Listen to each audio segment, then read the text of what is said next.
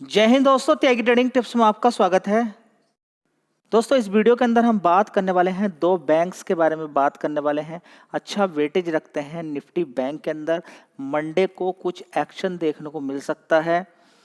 ठीक है, दो बैंक हैं, बड़े मजबूत बैंक हैं जिनके रिजल्ट्स आए हैं और रिजल्ट्स का असर जब मार्केट बंद होने के बाद रिजल्ट आते हैं तो मार्केट खुलता है, उसका असर देखने को मिलता है। तो आपकी रिसर्च ठीक होनी चाहिए।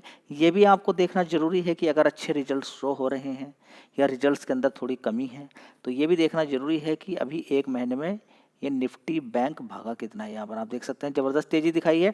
11.5% से 7 अप्रैल से लेकर 22 अप्रैल यानी कि 15 दिन के अंदर भाग चुका है। ठीक है, तो कुछ भी अगर मार्केट के अंदर अच्छा नहीं लगेगा, रिजल्ट्स के अंदर थोड़ी सी कमी नजर आएगी। ठीक है, बैंक दोनों ही मजबूत बैंक हैं। उनके रिजल्ट अगर कमजोर आते हैं, शेयर के अंदर गिरावट देखने को मिलती है, वो सिर्फ एक अपॉर्चुनिटी रहेगी आज तक के डेटा के अकॉर्डिंग अगर बात करें, क्योंकि दोनों ही मजबूत बैंक हैं। अगर रिजल्ट्स कमजोर आए या मार्केट को अच्छा ना लगे या जो मार्केट के अंदर अभी तेजी बनी है उसको देख के गिरावट भी अगर हो जाए तब भी एक अपॉर्चुनिटी आने वाले टाइम में बन सकती है। तो देखिए, रिसर्च ऐसे नहीं की जाती है कि आप कहेंगे कि रिजल्ट अच्छे हैं। ऐसा भी तो हो सकता है कि रिजल्ट का असर हो चुका हो या फिर रिजल्ट्स कमजोर आए हैं तो गिरावट भी देखने को मिल सकती है, या रिजल्ट्स अच्छे आए हैं तो उसके बाद भी गिरावट देखने को मिल सकती है। समझना दोनों तरीके से हैं आपको। देखिए, सीखिए तो अच्छा रहेगा। सिर्फ अगर मैं आपसे बोलूं कि रिजल्ट बढ़िया है लगा दीजिए तो वो बड़ी गड़बड़ हो जाएगी।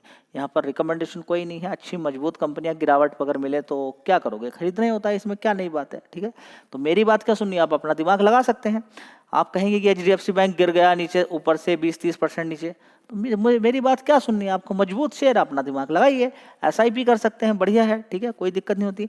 SIP एक ऐसा हथियार है आपके पास जिसका कोई तोड़ नहीं है। अगर आप स्टॉक मार्केट में जिंदा रहना चाहते हैं ना, बुढ़ापे तक अगर आप पैसा कमाना चाहते हैं, तो एक SIP एक ऐसा ऑप्शन है, ऐसा हथियार है जिसका तोड़ आज तक बड़ा प्लेयर ढूंढ नहीं पाया। और सबके तोड़ा, आप ह्यूज क्वांटिटी मार दिया आपको तोड़ के फेंक देगा। आप कॉल पुट इंट्राडे खेलिए आपको तोड़ के बाहर कर देगा। लेकिन गिरावट पे SIP एक ऐसा तोड़ है। SIP मतलब थोड़ा थोड़ा खरीदना। इसका तोड़ आज तक निकाल नहीं पाया बड़ा प्लेयर, और वो चाहता ही नहीं है कि आप थोड़ा थोड़ा करके खरीदें। आप जो एकदम से ही मार्केट के अंदर किसी शेयर के अंदर तेजी बनती है उसको देख के हिल जाना, एक्साइटमेंट बनेगी। आप बना एक अलग नियम बनाइए। देखिए, होता है जब कभी किसी को गुस्सा आता है शरीर कांपने लगता है। कभी कभी आप किसी अच्छे इंसान को भी उसने कुछ अगर बोल दिया तो आप कितना कुछ कह देते हैं। ठीक है, कभी कभी आप घर पे दो दो दिन 3 दिन तक नहीं जाते हैं। कभी किसी से आप काफ़ी दिन तक बात नहीं करते हैं। जैसे जैसे गुस्सा शांत होता है तब तो ये शरीर आपका ऐसा नहीं है जैसा आप समझ रहे हैं। ये आउट ऑफ कंट्रोल हो जाता है। इसको कंट्रोल करना पड़ेगा, आपको सिखाना पड़ेगा कि भाई कोई फायदा नहीं है। शेयर गिरावट गिरा तो मेरे पास पैसे नहीं है, मैं SIP ही करूँगा। वो कहेगा नहीं, लालच कर और देख कितना कितना पैसा बन रहा है। आपसे लालच करने के लिए बार बार बोला जाएगा। आपको कहना है कि लालच नहीं करना है भाई, मुझे ज़्यादा पैसे की रिक्वायरमेंट नहीं है, जितना मिलेगा ठीक है, लेकिन मुझे रूल नहीं तोड़ना है। बस ये रूल मत तोड़ देना आप कि गिरावट किसी शेयर में हो आपको SIP करनी है। आपको SIP करनी है ना, तो आपको गिरावट का डर रहेगा, ना किसी से पूछने की आवश्यकता रहेगी, नॉर्मल लाइफ रहेगी, टेंशन फ्री रहोगे। और सारा पैसा किसी एक कंपनी में नहीं लगाना है। ये गांठ बांध लीजिए, कुछ पॉइंट्स अगर जिंदा रहना चाहते हैं। नहीं तो अभी की गिरावट में ही लोग स्टॉक मार्केट छोड़ के भाग गए, टिके ही नहीं है। हाँ, उनको याद आएगा जो शेयर उन्होंने बेचा है कि यार ये तो अब कितना ऊपर आ गया, मैं तो नुकसान भी बेच के निकल गया। ठीक है, थोड़े दिन पहले RBL बैंक 150 रुपये के आसपास जब मैं बोलता था कि यहाँ पर सस्ता है, देख लीजिए पैसा बन सकता है, तो किसी ने ऊपर की साइड में 170 पे खरीदा, 150 पे गया, वो नुकसान में बेच के निकल गया। अब वही शेयर ने 204 रुपये मार दिया। तो किसका पैसा बनता है? जो लॉन्ग टर्म होल्ड करता है, समय देता है। RBL बैंक की बात करें तो पहले भी ऊपर की साइड में 300 रुपये से या 200 रुपये से गिरते गिरते 74 रुपये पहुंच गया था। 74 रुपये से फिर 300 रुपये मारा उसने। तो मार्केट में वही जीवित रहता है जो समय दे सकता है। मैं यहाँ पर RBL बैंक की बात नहीं कर रहा हूँ, दो बैंक है मजबूत, उनके बारे में बात कर लेते हैं। निफ्टी का तो निफ्टी 50 बैंक निफ्टी दोनों के अंदर ऊपर या अप साइड मूवमेंट देखने को मिल सकता है। चलिए देख लेते हैं कि क्या। देखिए, ऑलरेडी ये भी आपको देखना है कि एक महीने के अंदर कितनी बड़ी निफ्टी 50 और बैंक निफ्टी में तेजी बनी, उसको आपको अवॉइड नहीं करना है। चलिए स्टार्ट करते हैं।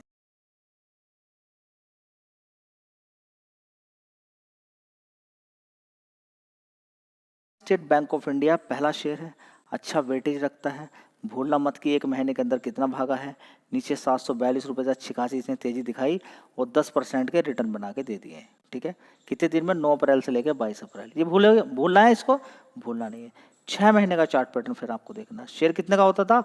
858। कितना नीचे चला जाता है? 688। और आपसे क्या बोलता हूँ हमेशा कि बढ़िया शेयर के अंदर SIP करें, पैसा अच्छा बनता है। ठीक है, तो आप यहाँ पर अगर देखने की कोशिश करते हैं तो लोअर लेवल से इसने कितना पैसा बना के दे दिया है? 18% का रिटर्न। जो मजबूत शेयर रहेंगे वो नीचे गिरेंगे, 18-20%, 15% ऐसे ही आपका पैसा बनेगा मजबूत शेयर के अंदर। मल्टीबैगर शेयर के लिए रिस्क लेना पड़ता है। इन शेयर्स के अंदर क्या रिस्क लेना? बस गिरावट देखनी पड़ती है। गिरावट, अब नीचे गिरे ना, सारे डर गए होंगे इस गिरावट को देख के।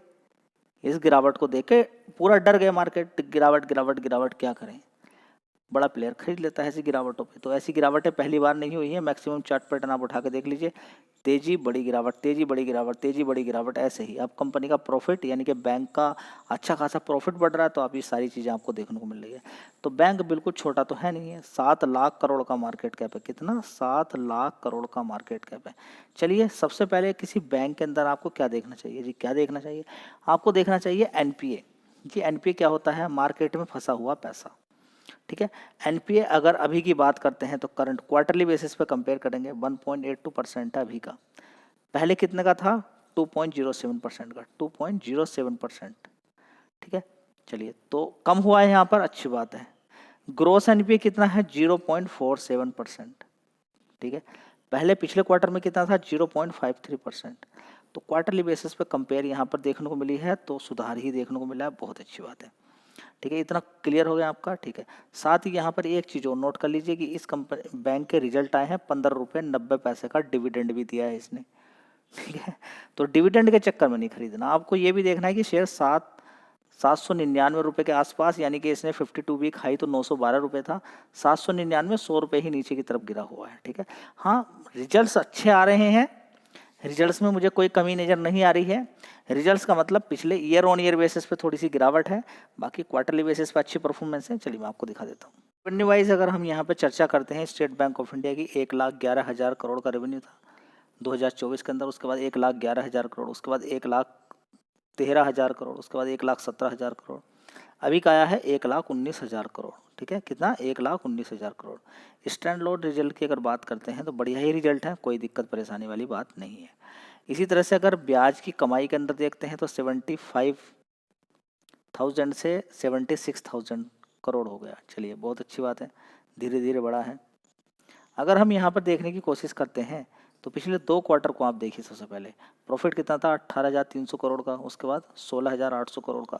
अभी देखिए कंपनी ने अपनी प्रोविजनिंग को बढ़ा दिया, मतलब जो प्रॉफिट था ना उसमें से थोड़ा सा हिस्सा निकाल के रख दिया है, जो मार्केट के अंदर फंसा हुआ पैसा है, अगर कोई दिक्कत परेशानी होती है तो उसमें से चला जाएगा, बस साइड में रख दिया है। जबकि NPA वगैरह ऐसा नहीं कि बहुत ज़्यादा है, कम ही हुआ है NPA, लेकिन प्रोविजनिंग बढ़ने की वजह से प्रॉफिट थोड़ा सा घट गया, तो ये डरने और घबराने वाली बिल्कुल ही बात नहीं है।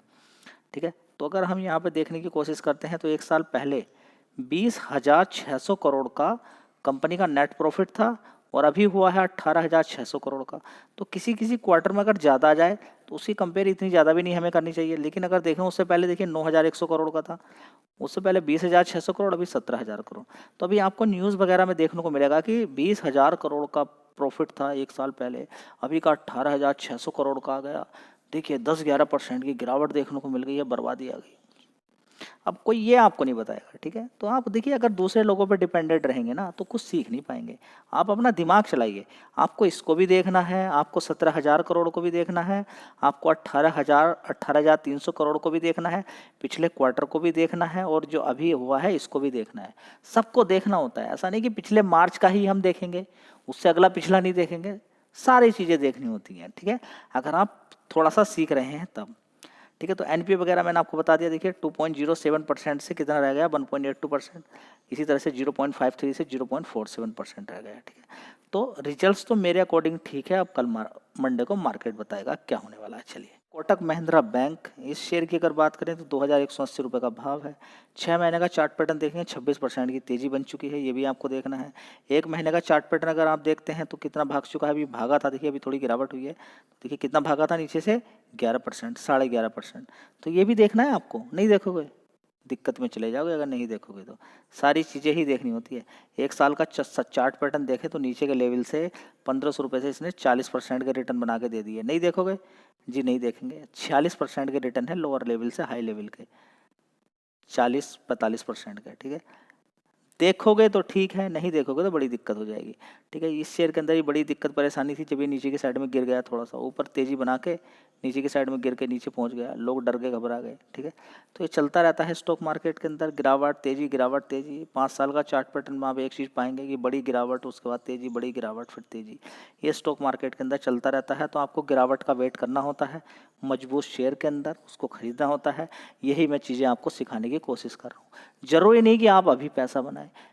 पता चल गई है कोई चीज़, देखिए सबसे पहले क्या है कि आपके पॉकेट के अंदर है पैसा, आपकी जेब के अंदर ही हुआ ना मोबाइल। बस कभी अपॉर्चुनिटी मिलेगी, किसी से पूछना है आपको नहीं, कोई प्लांट लगाना है आपको नहीं, किसी से परमिशन आपको लेनी है, कोई रजिस्ट्रेशन आपको कराना है नहीं कराना, क्या कोई एचआर रखना है, क्या कोई बड़ा सर्वर आपको रखना है पैसा कमाने के लिए, बहुत सारे एम्प्लॉय रखने पड़ेंगे, प्लांट आपको, सारी चीज़ें परमिशन नहीं। बस यहाँ पर क्या करना है, आपका डीमैट अकाउंट होना चाहिए, ठीक है। आप अपॉर्चुनिटी का इंतजार करें, अब नहीं तो 1 साल के बाद मिलेगी, 6 महीने के बाद मिलेगी। अपॉर्चुनिटी स्टॉक मार्केट में मिलती रहती हैं, डेली आपको वीडियोस मिलती हैं। क्यों मिलती हैं डेली वीडियोस? ताकि आप अलर्ट रहें, समझ जाएं, सतर्क रहें। गिरावट पर मैं आपके साथ खड़ा रहता हूँ, तेजी में भी आपके साथ खड़ा रहता हूँ। कभी आपको देखा कि त्यागी ट्रेडिंग वीडियो बनानी बंद कर दी हो, डर गया हो ऐसे? गिरावट पे तो और ज़्यादा वीडियोस आती हैं, और ज़्यादा मैं आपको बोलता हूँ कि हाँ, गिरावट पे ही खरीदना होता है, एसआईपी करनी होती है, ताकि आप समझ जाएं स्टॉक मार्केट को, ठीक है। तो क्या क्या बातें आपको समझ में आई कि मार्केट के अंदर ऑलरेडी तेजी है, रिजल्ट्स अगर कमजोर आए तो गिरावट भी हो सकती है। क्या हकीकत में कमजोर आए हैं, उसको भी देख लेते हैं। चलिए महिंद्रा बैंक की बात करते हैं। रेवेन्यू वाइज 15,156 करोड़ का रेवेन्यू था, उसके बाद 15,800 करोड़, उसके बाद 16,400 करोड़, उसके बाद देखेंगे 16,600 करोड़, उसके बाद 16,772 करोड़। इस तरीके से कंपनी का रेवेन्यू बढ़ रहा है। समझ में बात आ गई? चलिए, ब्याज की कमाई के अंदर भी ग्रोथ है। चलिए, सब कुछ है। अब देख लेते हैं नेट प्रॉफिट। पिछले क्वार्टर से परफॉर्मेंस बेटर है। 4,700 करोड़ का नेट प्रॉफिट था, बढ़ के 4,900 करोड़ का हो गया। पहले के मुकाबले बराबर है, पिछले 2 क्वार्टर के मुकाबले बराबर है। इस वाले क्वार्टर से कम है, 7,400 करोड़ का प्रॉफिट था। उससे पहले 5,300 करोड़ का था। उससे पहले देखें 4,200 करोड़, 4,400 करोड़। उसके मुकाबले ठीक है, रिजल्ट्स ठीक ही हैं, खराब नहीं है, रिजल्ट्स बढ़िया है। हाँ, अभी जो अच्छी खासी तेजी बनी है उसके मुकाबले थोड़ा सा और अच्छा आता तो बढ़िया बात थी। अब देखते हैं मार्केट किस तरह से रिएक्ट करता है। कमाल की बात यहाँ पर यह है कि ग्रोस एनपीए घटा है 1.51 से 1.45% हो गया, 0.44 से 0.36 हुआ। तो रिजल्ट्स तो मेरे अकॉर्डिंग तो ठीक है, लेकिन market year on year basis पे ये सारी चीज़ें देखता है। तेज़ी हुई है, उसके अकॉर्डिंग रिजल्ट्स, बहुत सारी चीज़ें मार्केट देखता है। एक अच्छे शेयर के अंदर फिलहाल दोनों ही, उसने डिविडेंड भी दिया है, ये भी, इसके भी रिजल्ट अच्छे लगे हैं मुझे, लेकिन दोनों में तेज़ी है ऑलरेडी। बस अनुमान लगाइए आप, तेज़ी है तो फिर एकदम क्या करोगे आप? जो चीज़ अब इस समय दिखाई दे रही है अच्छी, तो तेज़ी पहले बन चुकी है, अब क्या करोगे आप जी? अब हम क्या करें? देखिए ना कि मार्केट काम कैसे करता है। जरूरी नहीं कि आपको खरीदने का हर समय मौका, इनमें मौके मिले थे आपको खरीदने के, आप खरीद नहीं पाए तो वो बात एक अलग है। मजबूत हैं, गिरते रहते हैं, बढ़ते रहते हैं, तो पैसा बनता रहता है, क्योंकि निफ्टी 50 बैंक निफ्टी का अच्छा वेटेज रखते हैं। तो ये मंडे को कुछ एक्शन देखने को मिल सकता है। वैसे तो ऑलरेडी एक्शन हो ही चुका है, 11% की तेजी बनी पड़ी है, तो क्या एक्शन और देखना चाहते हैं, वो भी इतने कम समय में। चलिए, वीडियो अच्छी लगी लाइक शेयर कर दीजिए। आप लाइक नहीं करते चैनल को। बहुत सारे लोग ये कहते हैं कि आपकी वीडियो आज 4 दिन बाद मिली है, 5 दिन बाद। उस चीज़ को मत देखिए 4 दिन 5 दिन बाद। आप नोटिफिकेशन पर जाएंगे तो कोई फ़ायदा नहीं है। आप सीधे चैनल पे जाइए, डेली वीडियोस आपको मिलती है, वहाँ पर जाइए चैनल पे, त्यागी ट्रेडिंग टिप्स आप यूट्यूब पे डालेंगे तो आपको चैनल मिल जाएगा, उस पर क्लिक करके सारी वीडियोस रहती हैं, वहाँ पर आप देख सकते हैं। चलिए, वीडियो अच्छी लगी लाइक शेयर कर दीजिएगा। जय हिंद, वंदे मातरम।